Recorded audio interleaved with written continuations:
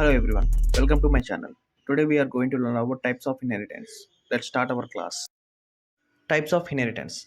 Single inheritance. A child class inherits from a single parent class. Multiple inheritance. A child class inherits from more than one parent class. Multi-level inheritance. A child class inherits from a parent class which in turn inherits from another parent class. Hierarchical inheritance. Multiple child classes inherits from same parent class. Hybrid inheritance.